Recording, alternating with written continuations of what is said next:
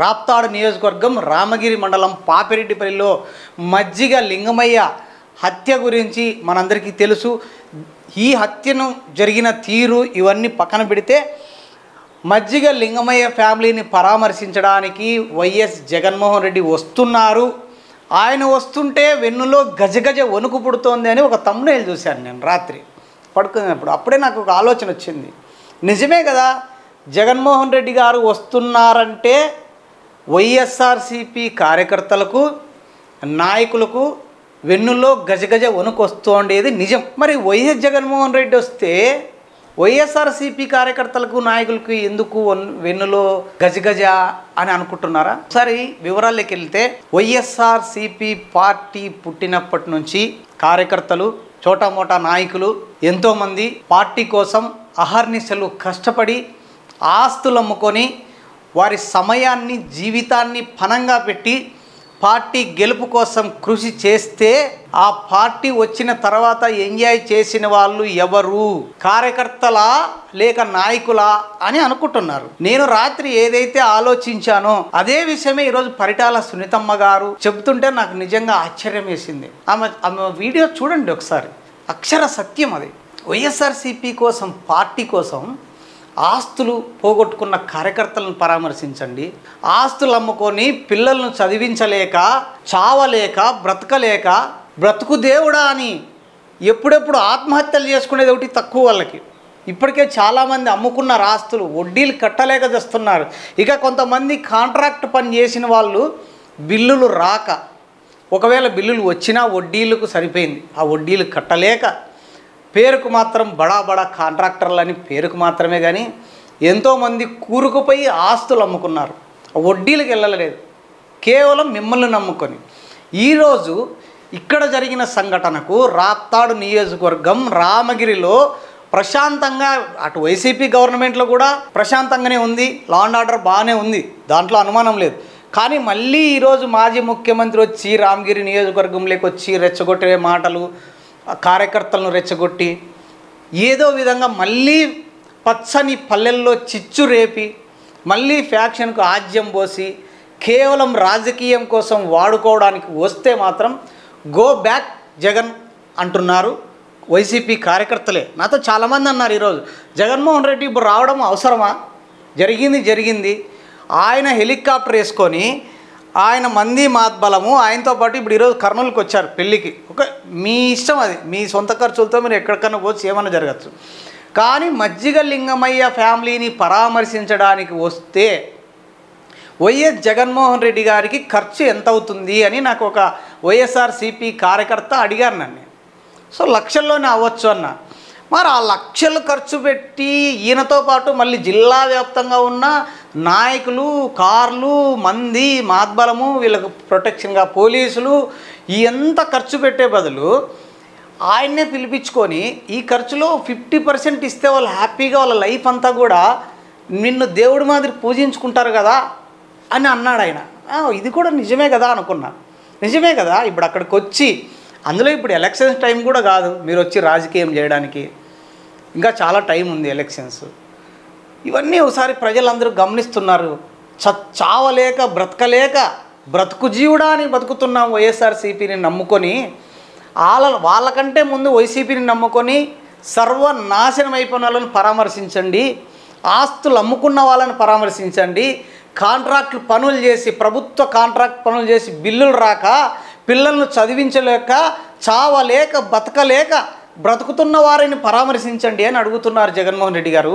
మరి దీనికి ఏం సమాధానం చెప్తారు? అదే విషయమే సునీతమ్మ గారు కూడా అడిగారు కదా, ఎందుకు జరిగింది, ఎందుకు ఇవన్నీ గొడవలొద్దు. నిజంగా అలా రాజకీయ నాయకుల్లో మార్పు రావాలి.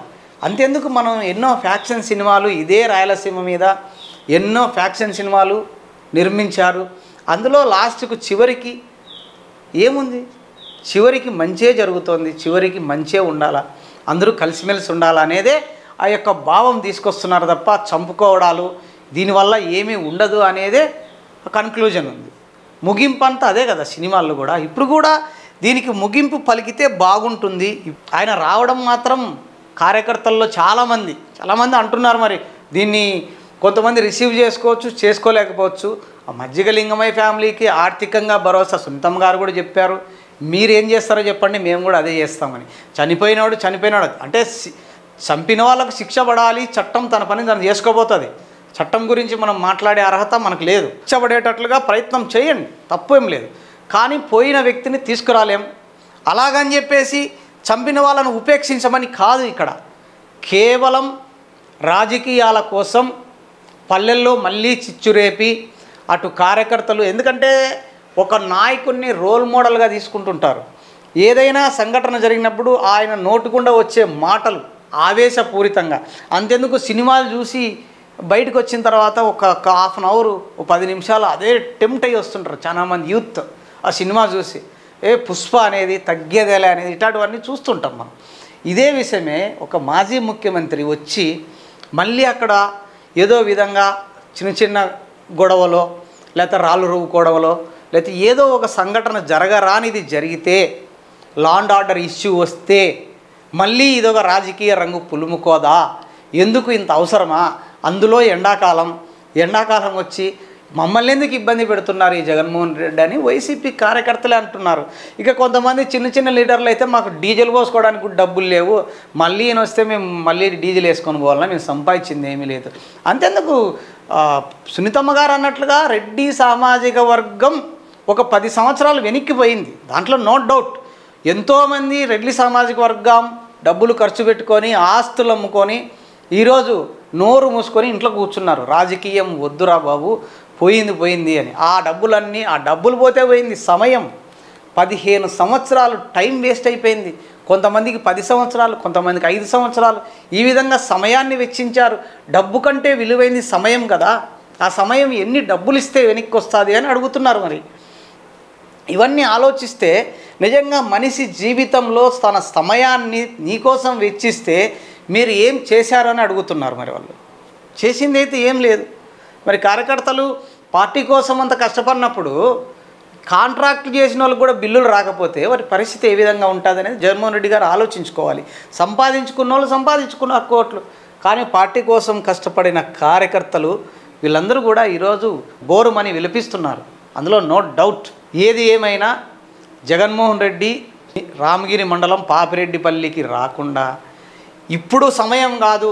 కొంచెం ఈ కోపతాపాలు తగ్గి, ఈ ఆవేశాలు తగ్గి కొద్ది రోజులు ఉన్న తర్వాత వస్తే బాగుంటుంది అని కార్యకర్తలే అంటున్నారు. ఇప్పుడు ఇది సమయం కాదు, ఈ ఆవేశంలో రావడం కరెక్ట్ కాదు. ఇక పోనీ ఎలక్షన్స్ అంటుంటే ఏమైనా ఎలక్షన్లు ఉన్నాయిలే రాజకీయం చేయొచ్చు, అది కూడా కాదు. కేవలం ఇదన్నీ కులాల మధ్య బూసి చూపి రాజకీయంగా లబ్ధి పొందడానికి మాత్రమే జగన్మోహన్ రెడ్డి వస్తున్నారు. తస్మాత్ జాగ్రత్త అని పరిటాల సునీతమ్మ గారు కూడా ఇందాక ప్రెస్ మీట్లో చెప్పారు. ఇది కరెక్టే. ఇప్పుడు కూడా ఆస్తులు పోయినాయి, సమయం పోయింది, డబ్బులు పోయినాయి, అన్నీ పోయినాయి. కానీ ఇప్పటికైనా కూడా కేవలం ఎవరో స్వార్థం కోసం బలి కావాల్సిన అవసరం లేదు. ఇప్పటి నుంచి అయినా కూడా కరెక్ట్గా ఎవరి పనులు చేసుకుంటే నిజంగా హ్యాపీగా ఉండొచ్చు. రాజకీయ నాయకులను నమ్ముకొని ప్రాణాలతో పాటు ఆస్తులు, డబ్బులు, సమయాన్ని పోగొట్టుకోకూడదని వైసీపీ కార్యకర్తలే బహిరంగంగా అంటున్నారు. మరి ఎందుకు వస్తున్నారు జగన్మోహన్ రెడ్డి గారు? గో బ్యాక్ అని అనలేక మాలాంటి వాళ్ళతో చెప్తుంటే మేము గో బ్యాక్ అనాల్సి వస్తుంది. జగన్మోహన్ రెడ్డి గారు నిజంగా మీరు ఇప్పుడు ఈ పర్యటన వాయిదా వేసుకొని మజ్జిగ లింగమయ్య ఫ్యామిలీకి ఆర్థికంగా ఏదన్నా చేస్తే వారు కూడా 10 కాలాల పాటు సంతోషంగా ఉంటారు. కేవలం మీరొచ్చి మీ పర్యటనకు లక్షల రూపాయల డబ్బు మీతో పాటు నాయకులకు, కార్యకర్తలకు కూడా, ఎందుకంటే మీరు వస్తే అందరూ రావాల్సి వస్తుంది కదా, ఇవన్నీ కూడా డబ్బులు వేస్ట్ కదా అంటున్నారు. మరి ఆలోచించుకోవాలి మరి.